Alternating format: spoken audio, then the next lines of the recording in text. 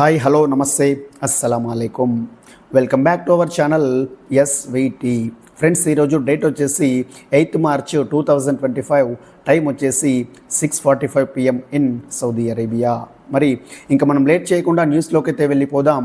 ఈరోజు మన న్యూస్లో ఫస్ట్ టాపిక్ వచ్చేసి ఈ మధ్య సౌదీ అరేబియాకు సంబంధించిన కొన్ని కొత్త వీసాలు క్యాన్సిల్ అవుతూ ఉన్నాయని చెప్పేసి చాలామంది మన తెలుగు వాళ్ళు ఫోన్ కాల్స్ అయితే చేస్తూ ఉన్నారు. మరి కొంతమంది ఆల్రెడీ వీసా ఇష్యూ చేసుకొని మెడికల్ టెస్ట్ కూడా పాస్ అయిపోయి వీసా స్టాంపింగ్ కోసం ఈ VFS సెంటర్ల ద్వారా బయోమెట్రిక్ కూడా పూర్తి చేసుకొని స్టాంపింగ్ కోసం పాస్పోర్ట్ని ముంబై లేదా ఢిల్లీలోని సౌదీ కాన్సులేట్కి పంపించడం అయితే జరిగింది. కానీ తీరా స్టాంపింగ్ అయ్యే టైంకి మీ యొక్క వీసాలు క్యాన్సిల్ అయిపోయాయని చెప్పేసి చాలామందికి పాస్పోర్ట్లు అయితే రిటర్న్ వస్తూ ఉన్నాయి. మరి సౌదీ అరేబియాలో మొన్న ఫిబ్రవరి నెలలో ఇష్యూ అయిన కొన్ని దేశాలకు సంబంధించిన ఈ 3 నెలల ఇహామా వీసాలు ఏవైతే ఉన్నాయో ఆమిల్, తహమీల్ వ తన్జీల్, అదే మనం లోడింగ్ అన్లోడింగ్ అంటాం, ఈ ప్రొఫెషన్కి సంబంధించిన చాలా వీసాలు అయితే కొన్ని టెక్నికల్ ఇష్యూస్ వల్ల ఈ జవాజాత్కి సంబంధించిన మోఫా సిస్టమ్ నుంచి క్యాన్సిల్ అయితే అయిపోయాయి. మరి దీంట్లో ఇండియన్, బంగ్లాదేశ్ మరియు నేపాల్ ఈ 3 నేషనాలిటీలకు సంబంధించి చాలా వీసాలు అయితే ఉన్నాయి.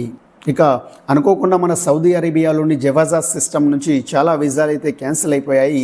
దీని గురించి మీరు వర్రీ అవ్వాల్సిన అవసరం అయితే లేదు. ఎందుకంటే గతంలో మీరు ఏ స్పాన్సర్ దగ్గర వీసా అయితే తీసుకున్నారో, ఏ ఆఫీస్ త్రూలో వీసా అయితే తీసుకున్నారో, ఇప్పుడు మళ్ళీ మీకు వాళ్ళు తిరిగి కొత్త వీసా అయితే రీఇష్యూ చేస్తారు.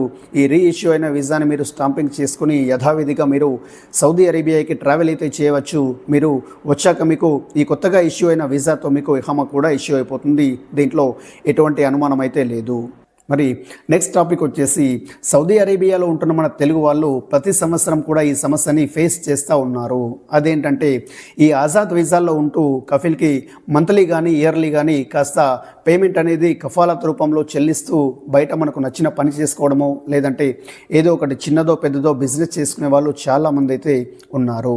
మరి మీరు ఇహామా రెన్యువల్ చేసే టైంలో 1 నెల రోజుల ముందుగానే కఫీల్కు ఇవ్వాల్సిన పేమెంట్ అయితే ఇచ్చేస్తూ ఉన్నారు. పేమెంట్ అనేది ఇచ్చేసాక వారం గడుస్తుంది, 2 వారాలు గడుస్తుంది, ఇంకా ఇహామా రెన్యువల్ అవ్వడం లేదు.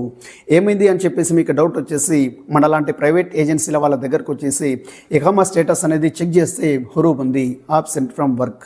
సో కఫీల్కి వాడికి సంబంధించిన సిస్టమ్ ఏదో ప్రాబ్లం వచ్చేసింది, వాడు హురూబ్ ఇచ్చేసాడు. అది మీరు చూసుకోకుండానే కఫీల్కు సంబంధించిన పేమెంట్ అయితే ఇచ్చేశారు.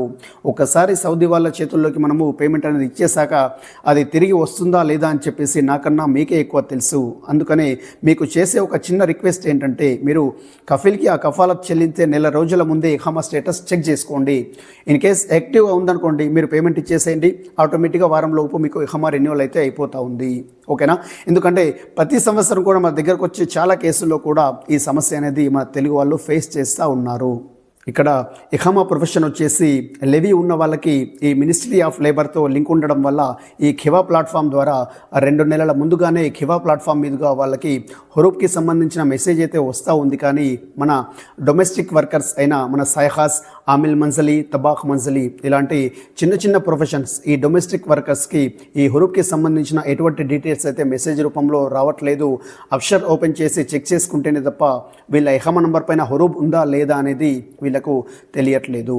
ఫ్రెండ్స్, ఇక మన సౌదీ అరేబియాలోని జవాజాత్ సిస్టమ్కు సంబంధించి మన ఇహామా నంబర్ పైన రీఎంట్రీ చుట్టి అనేది ఇష్యూ అయినప్పుడు, మన ఇహామా అనేది రెన్యువల్ చేసుకున్నప్పుడు, దాంతోపాటు మన ఇహామా నంబర్ పైన ఫైనల్ ఎగ్జర్ వీసా ఇష్యూ అయినప్పుడు వెంటనే మనకు ఈ మినిస్ట్రీ ఆఫ్ ఇంటీరియర్ పోర్టల్ నుంచి టెక్స్ట్ మెసేజ్ అయితే ఇస్తూ ఉన్నారు. కానీ దీంతోపాటు మన ఇహామా నంబర్ పైన ఎప్పుడైతే హురూబ్ అనేది వేస్తారో, ఈ ఆబ్సెంట్ ఫ్రమ్ వర్క్ అంటాం మనం, ఈ హురూబ్ అనేది వేస్తారో అప్పుడు కూడా మనకు ఒక టెక్స్ట్ మెసేజ్ అనేది వస్తే బాగుంటుంది అని చెప్పేసి నా ఆలోచన.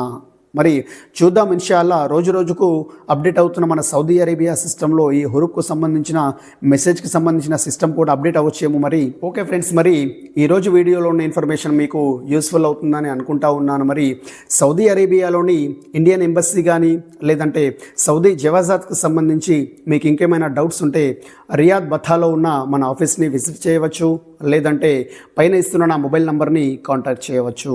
మరి మరొక మంచి వీడియోతో నేను మీ ముందుకు రావడానికి ప్రయత్నం అయితే చేస్తాను. మరి చూస్తూనే ఉండండి మన ఎస్విటి సౌదీ వార్తలు తెలుగులో. మీ రామ్ చందర్ గౌడ్. Thank you.